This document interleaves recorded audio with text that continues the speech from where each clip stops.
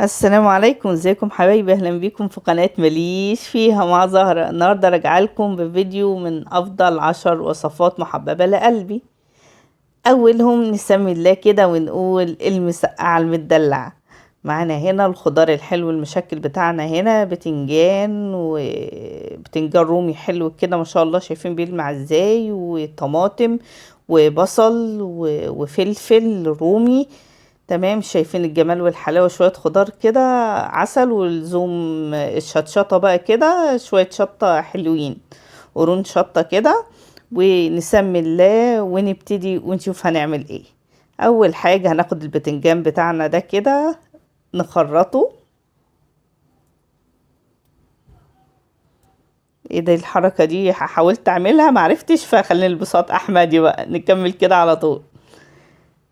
مش عارفة بيعملوها ازاي. اهم حاجة بقى خلينا في موضوعنا، نخرط البتنجان بتاعنا كويس قوي كده، وبعدين اروح معفراه بشوية دقيق حلوين كده، ارش عليه شوية دقيق حلوين كده وحبة ملح. تمام. وابتدي احمر البتنجان بتاعنا في الزيت كده، بالطريقة دي مش هيشرب مننا زيت خالص، ويطلع معايا حلو كده ومش شارب مني زيت. ارصه في الطاجن بتاعنا، ونرص معاه بقى هنا الفلفل الرومي البارد، ومعاه قرون الشطة. نحط الشطة، حابين تخرطوها او تخرطوا الفلفل، انا بحب احطه بالطريقة دي.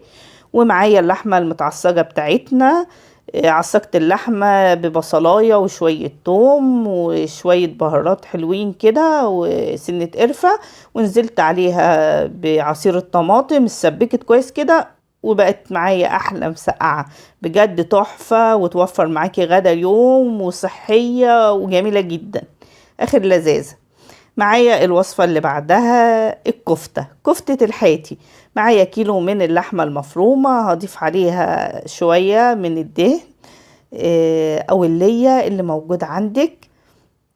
بنبتدي نضيف عليها بصلاية كبيرة مبشورة او مفرومة، والبهارات بتاعتنا، ومعلقتين دقيق، وسنة بيكنج باودر، وعصرة ليمون، ونصبع نعجنها كويس جدا، ونبتدي نصبعها بالطريقة اللي انتوا شفتوا او الطريقة المعتادة بتاعتنا.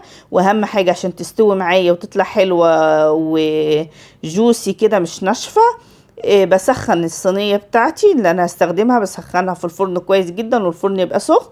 وبعدين اكون مصبعة الكفتة بتاعتنا، ننزل بيها كده، نديها صدمة في الصينية.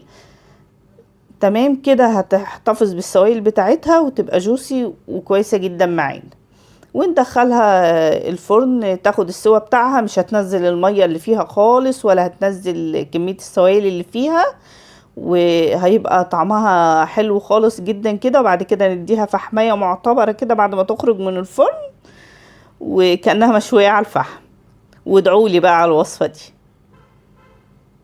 دي من الوصفات المحببة عندي، وعندي ولادي بيعشقوها، علشان كده بعملها دايما. كده خلصنا رص الكفتة بتاعتنا اهي في الصينية السخنة ما ننساش، وندخلها الفرن.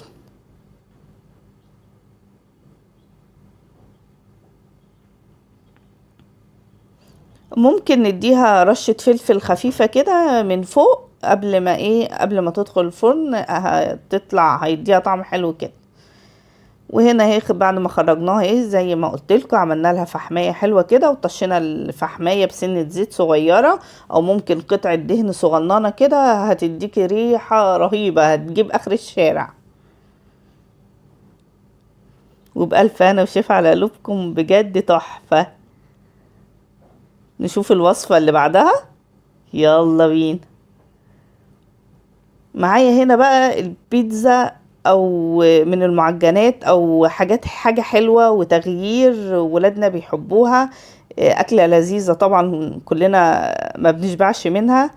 عندي هنا دايما بعملها بطريقة كويسة جدا. ان شاء الله باذن الله الفيديو ده كامل، وهي بتاخد وقت جدا، فعشان ما اطولش عليكم ان شاء الله هنزل لكم بفيديو خاص بالبيتزا الجميلة دي. بصوا بجد، ولادي بقوا يعتمدوها من البيت، ما بقوش يحبوها من الشارع خالص. حاجة كده مغذية، وبنحشيها الحشوة اللي على مزاجنا. الحشوة اللي بتغذي ولادنا وتفيدهم وتبقى صحية اكتر. شايفين الجمال والحلاوة يا ولاد؟ يوم يوم. معانا هنا بقى، دي كانت من الوصفة دي برضو حلوة جدا. بتسعفك الخضار المشكل مع اللحمة في كيس حراري ومع التتبيلة، وتدخليه الفرن مع شوية رز مبهر، اخر لذاذة.